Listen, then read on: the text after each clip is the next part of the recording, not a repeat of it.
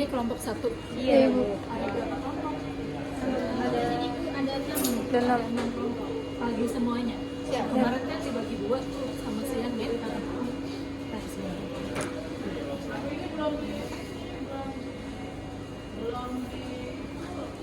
Bu izin satu videoin ya. Iya dong. Selamat pagi semuanya ya. Saya dengan Bu Susi di bagian hematologi. Kalau hematologi ini alat yang digunakan di hematologi, kita pakai alat XM 1000. Kalau untuk pemeriksaan HB-nya itu kan kalau masih siswa, saya juga sama waktu pas siswa, pakainya alatnya HB Sakti metodenya. HB Sakti cuman kan banyak kalau kita dipakai untuk rumah sakit itu kurang akurat ya. Karena apa? Karena kita pembacaannya kan hanya lewat ini ada graf, bukan grafik ya, jadi standarnya aja. Cuman kalau maknanya 0,1 dengan sampai angka berapa itu sangat bermakna sekali. Apalagi sekarang tuh pemeriksa pasien-pasien tuh lumayan penyakitnya macam-macam ya. Jadi terutama bagian laboratorium itu harus menggunakan alat-alat yang sudah otomatis, apalagi dengan kondisi jumlah pasien yang begitu banyak. Kecuali kalau memang pasiennya masih 1-2, kemudian di daerah terpencil mungkin masih bisa lah kita pakai untuk metode yang masih manual ya. Tapi kalau untuk rumah sakit yang tipe besar, apalagi dengan kondisi pasiennya yang begitu banyak, sudah tidak layak lagi dipakainya. Karena apa? Karena satu, mata kita sama mata yang teman kita itu beda. Misalnya kita HB-nya misalnya kita baca 7, ternyata teman kita bacanya cuma 5, kan itu maknanya udah 2 angka ya. Sedangkan kalau menggunakan alat otomatis, otolaser ini 0,1 aja bermakna. Apalagi pasien-pasien sekarang kan sudah diperiksakan yang di sini, karena nggak sesuai, misalnya dia masih saya pengen cross lagi ke Prodia. Nah itu juga jadi momen yang sangat ini ya, kurang nyaman ya buat kita ya kalau dibandingkan gitu kan gitu. Padahal ya boleh-boleh aja sih haknya pasien, tapi kan ada kriterianya juga kalau untuk membandingkan itu. Satu, sampelnya harusnya sama dengan pengambilannya yang sama. Kemudian kedua, jamnya juga sama. Jadi kalau misalnya mau kita cross check ke tempat lain, itu kita mengambil jam 6, ya jam 6 juga diambil. Nah, jangan beda waktu, karena kan beda waktu maknanya udah beda lagi. Terus ketiga, alat yang dipakai sama Prodia sama enggak?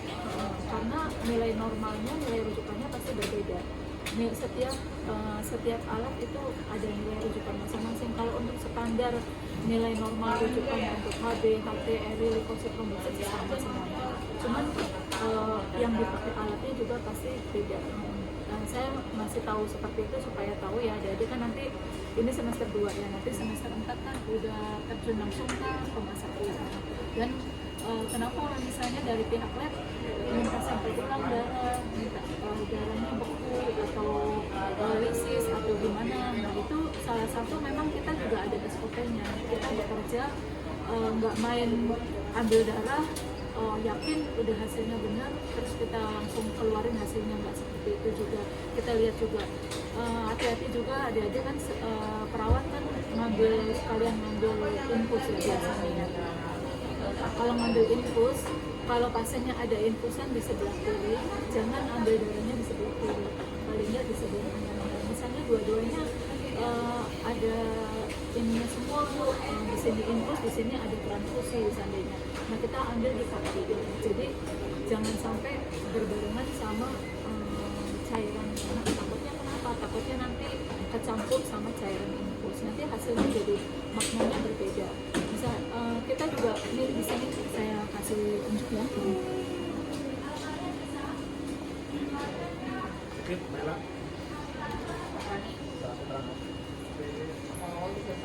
Ini HB-nya pasiennya 9,6. Riwayat sebelumnya juga sama. Nih riwayat sebelumnya kan ada tanggalnya ya. Tanggalnya ini kan hari ini diperiksa HB-nya 9,6. Berarti kan nggak jauh ya dengan hasil sebelumnya. Kalau misalnya dia kemarin tanggal 4 ini HB-nya 9,6, tiba-tiba pas diperiksa HB-nya 15. Nah itu kan kita curiga, satu ini nah punyanya pasien ini bukan. Kemudian yang kedua kita tanyakan juga ke ruangan bahwa ini pasiennya udah transfusi atau belum. Setelah pengambilan transfusi juga ada nggak bisa kita langsung selesai transfusi terus kita langsung ambil darahnya, kan ada jamnya juga, tunggu sampai 4 sampai 6 jam itu baru bisa diambil sampel pasien. Karena apa? Karena nanti yang kita ambil tadi sampel masih yang berdonor. Jadi itu ya, jadi kita lihat, terus kita lihat juga trombositnya, oh ini nggak jauh berbeda kan. Kalau tiba-tiba hasil trombositnya tinggi, tiba-tiba dari riwayat sebelumnya normal, tiba-tiba hasilnya di sini misalnya 300.000, nah itu otomatis kan ini kok jaraknya dengan dari tanggal 4 ke tanggal 6 langsung drop jauh banget. Nah kita tanya ke perawatnya juga, nah ini sampelnya ketuker atau enggak, karena kan dalam satu bed ruangan itu kan misalnya ada pasien ada 4 ya, ada 4. Nah kita ngambilnya salah, misalnya mau ngambil pasien A jadi pasien B, nah otomatis hasil juga yang keluar ya pasien B yang kita ambil itu ternyata salah. Itu kita mendingan minta sampel ulang, karena kita juga mau mengeluarkan hasil kalau klinisnya nggak sesuai, nggak mengeluarkan.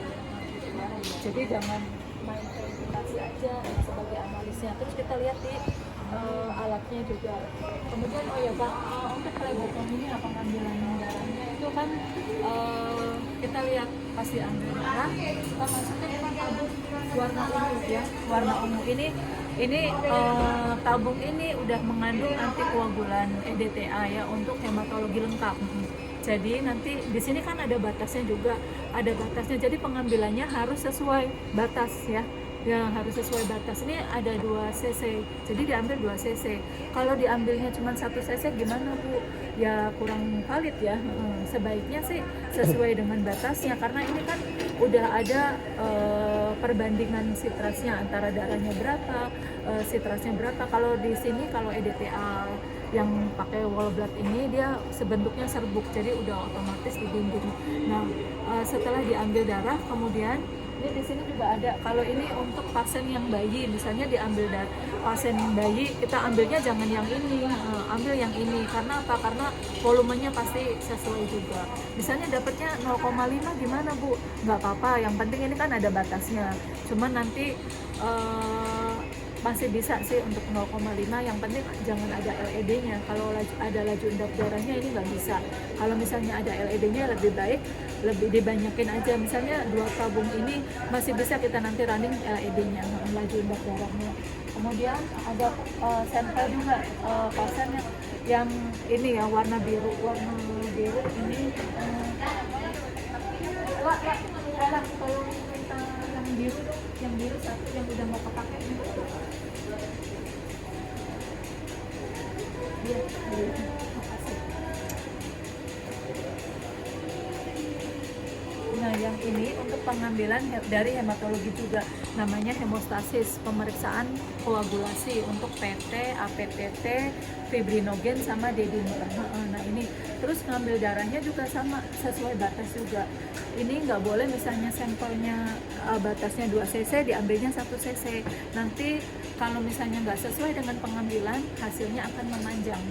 Jadi nggak harus sesuai dengan batas pengambilannya. Kemudian setelah diambil, kalau ini untuk bayi, misalnya bayi diambilnya susah, ambil ada 1 cc bisa. Ini udah perbandingan sitrasnya udah sesuai ya. Setelah kita ambil sampelnya, kalau untuk whole blood sama sitras itu dihomogenkan, tapi jangan dikocok sampai kenceng banget, asal goyang-goyang aja bentuk angka 8 5 kali atau 6 kali, tujuannya supaya homogen. Nah setelah itu kita di barcode, nah baru kita running sampelnya. Nah ini raknya ya, ini rak sampelnya, kemudian sampelnya ditaruh di nomor 1. Nah nanti kalau ada contoh sampel ya, nah baru kita running barcode-nya, nanti dia akan scan barcode-nya. Nah nanti hasilnya yang akan keluar nih seperti ini, misalnya ini ya. Nah ini HB-nya 13,6, HT-nya 38,4, eritrositnya 4,3, leukositnya 8.320, trombositnya 243.000. Nah ini semua dari pemeriksaan hematologi lengkap. Nanti DIP-nya nanti dia akan keluar manual ya, manual, bikin manual. Kemudian kalau kita lihat hasil ya, dari hasil ini kita jangan langsung veri, kita lihat juga ini ada clumping nggak nih. Clumping itu nanti kalau namanya clumping ini merah penuh ya, warnanya merah penuh. Nah ini tidak boleh hasil dikeluarkan dari laboratorium. Kenapa? Karena ini clumping itu artinya bisa juga. Terus kita lihat juga di slide, kita bikin konfirmasi basah ya. Ini namanya konfirmasi basah. Kita bisa lihat di alat clamping, di sini clamping atau enggak. Kalau di sininya enggak clamping, di alatnya clamping, tetap kita minta sampel ulang karena tidak bisa juga dari cara pengambilannya, bisa juga karena memang pasiennya tidak tahan EDTA. Kalau yang harus kita lakukan adalah mengambil sampel ulang lagi. Dan setelah, kalau misalnya nggak di sini bersih, di alatnya bersih, nggak ada clamping, kemudian pas di slide juga, kalau yang kita lihat di slide itu dia bergerombol seperti buah anggur. Nah itu nggak bisa kita keluarkan karena hasilnya bukan hasil yang sebenarnya ya. Nah, kemudian kita lihat juga di sini bersih alatnya. Kita lihat di sampelnya, sampel darahnya. Nah ini ya, kita bisa lihat contohnya ini. Kita lihat homogen kan kelihatan. Nah kalau misalnya dia ada bekuan ya kita nggak berani ngeluarin, minta sampel ulang.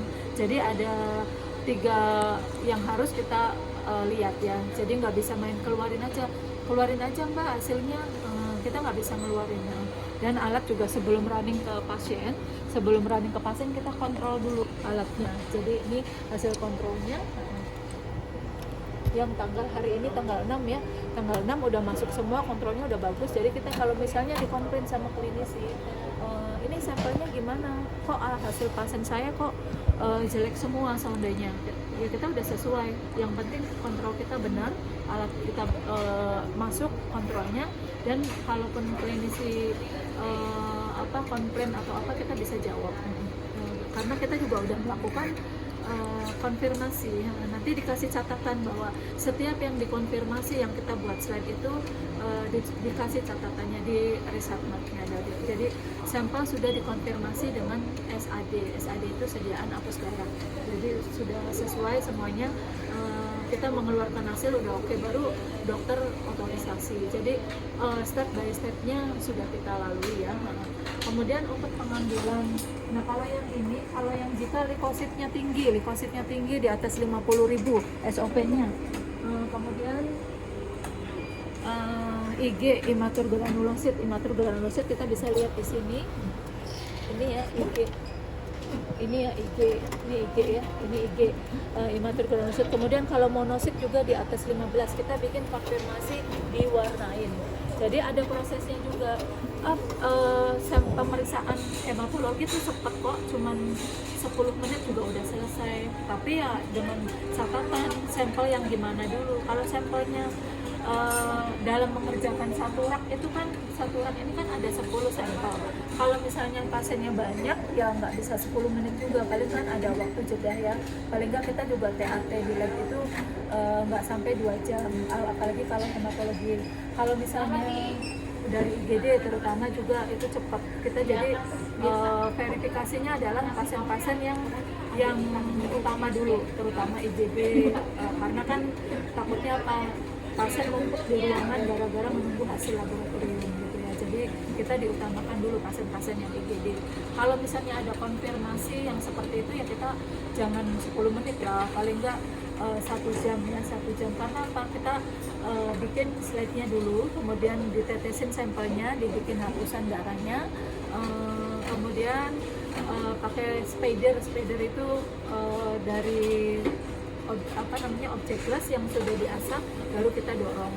Setelah itu kita warnain, dikeringkan dulu, baru setelah kering baru kita warnain. diwarnain juga pakai pewarnaan Pregginsa namanya ya. Setelah 5 menit kemudian dibasuh sama butter selama 12 menit. Setelah itu dikeringkan lagi. Nah itu kan prosesnya lumayan ya, lumayan kurang lebihnya 45 menitan.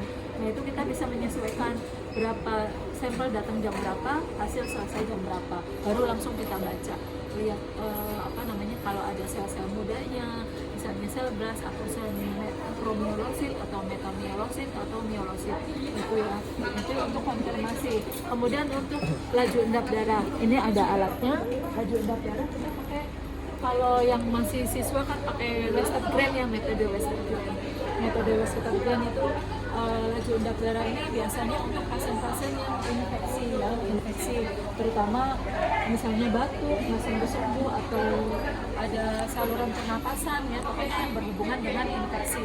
Nah, kita nggak pakai Westergren lagi, tapi kita juga ada sih sebenarnya kalau untuk pasien-pasien yang darahnya sedikit, misalnya pasien bayi diambilnya cuma 1 cc, otomatis kita harus menggunakan Westergren, karena kalau pakai ini nggak mungkin bisa pakai tabung.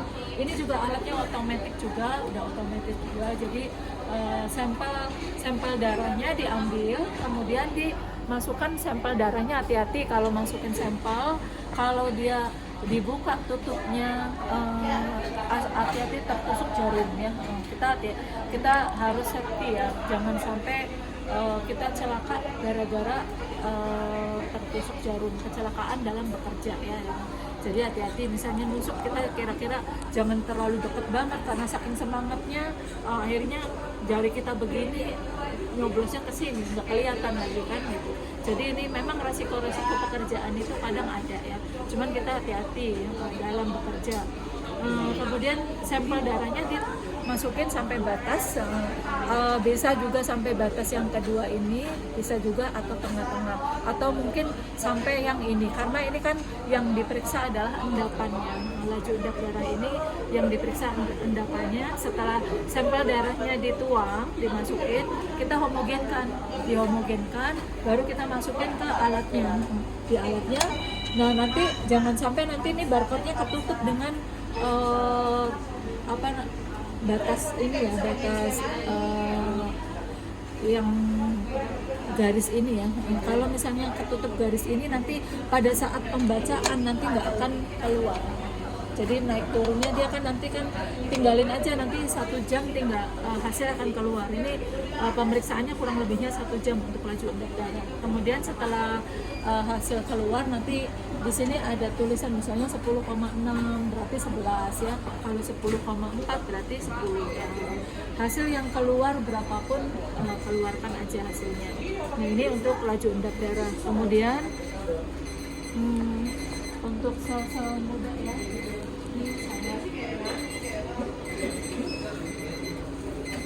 saya nggak kasih lihat ini, mikroskop, takutnya waktunya terlalu panjang ya. Kalau lihat mikroskop ini aja, saya lihat di slow vision aja. Ini nggak jauh beda sih. ini namanya eritrosit. Nah ini ada bulpen nggak?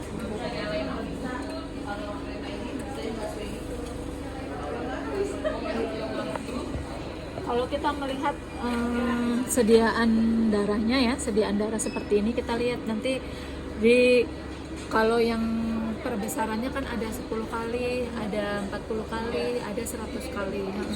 Nah nanti kita lihat di yang 40 kali. Ini hasil, ini yang namanya eritrosit ya. Ini eritrosit. Kalau yang kecil-kecil ini namanya trombosit. Trombosit nih. Yang kecil-kecil ini yang ini. Dan setiap sel kan beda-beda HB-nya, ada HB-nya 12, ada HB-nya rendah ya. Jadi otomatis nanti kelainan-kelainan eritrositnya di warnanya ya. Misalnya normositik normokrom, normositik hipokrom, itu tergantung dari warnanya, warna slide-nya. Nah, ini sebentar.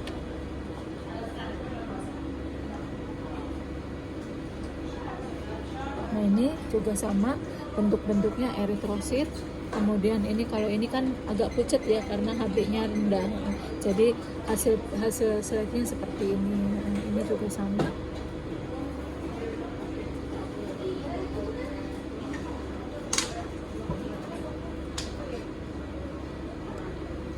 Nah ini kalau yang ini macam-macam blast pada kasus-kasus pasien leukemia. Pada kasus-kasus leukemia ini dia bentuknya seperti ini. Dia ada granulnya, biasanya lebih khas ya, lebih khas. Terus promyelosit juga sel yang biasanya IG-nya tinggi. Ini ada pasti promyelositnya, tapi belum tentu juga. Nih kemudian myelosit sekedar tahu aja ya, jadi nanti nggak asing banget ya. Nah ini myelosit dia lebih cenderung ke intinya itu lebih di pinggir, jadi anak intinya itu ke pinggir.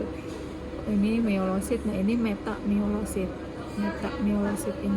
ini metamyelosit biasanya seperti kacang ya, seperti kacang kacang yang maka mede ya, ya hampir sama. Iya sebentar ya dok ya, sebentar lagi dok. Nah ini basophil. Kalau leukosit normal itu kan ada basofil, eosinofil, batang, segmen, limfosit, monosit. Nah ini macam-macam batangnya. Salah tadi. Nah ini batangnya, macam-macam batangnya. Kemudian ada segmen. Ini segmen. Dia terbentuk biasanya pasien-pasiennya karena infeksi segmen. Kalau lebih dari 4 hipersegmentasi namanya ya. Terus eosinofil biasanya ini lebih cenderung ke pink ya, warnanya pink. Ini jadi bentuk-bentuknya di dalam slide itu nggak cuman ini aja tapi macam-macam juga. Nanti kalau ngelihat oh ini eosin, pasalnya kok eosinofilnya banyak ya, ternyata ya sesuai dengan hasil slide-nya. Nah ini basofil. Kalau basofil dia cenderung ke ungu tengguli ya, ungu. Ini ada titik-titiknya, ini namanya basofil. Ya. Mungkin ini aja. Ada yang perlu ditanya? Boleh. Tadi kan kalau misalkan disis itu mungkin dari pengambilan sama waktu ya Bu. Kalau kalau misalkan kita meminimalisir anak perawat supaya tidak lisis dalam pengambilan darah, kayak gimana Bu ya? Oh gitu. Kalau nggak lisis, yang penting kita yakin tepat pada venanya. Terus juga begitu diambil langsung jangan kadang kan diputer-puter ya, ini venanya itu kan jarumnya ya, nah itu juga menimbulkan lisis. Itu jadi begitu dapat langsung ambil. Kalau kadang suka dicari dulu venanya. Nah kita yakin dulu, begitu dibendung lihat kita raba venanya, kalau udah yakin langsung tusukin paru. Kalau hati-hati, cuman seringnya kalau pas gabungan sama infus, pada saat ngambil infus ya itu dia bermasalahnya. Kita kadang suka HB-nya, HB-nya turun, kita telepon ini pasiennya ada perdarahan nggak, ternyata enggak, normal aja kok. Kita kan perawat kan bisa lihat pasiennya ya, fisik pasiennya ya. Kalau misalnya HB-nya turun banget kan pasti agak pucat ya gitu. Itu aja sih. Mungkin ada lagi yang bertanya? Udah pada pinter ya, mudah-mudahan ya bermanfaat ya. Mudah-mudahan ibu yang walaupun cuma sebentar tapi manfaatnya lebih banyak ya. Ya. Kalau misalnya ada apa-apa mau tanya-tanya lagi boleh, silakan, pintu lab terbuka lebar ya. Temuin aja saya. Ya. Udah ya, sama-sama ya. Tinggal ke urin ya. Bu, izin boleh.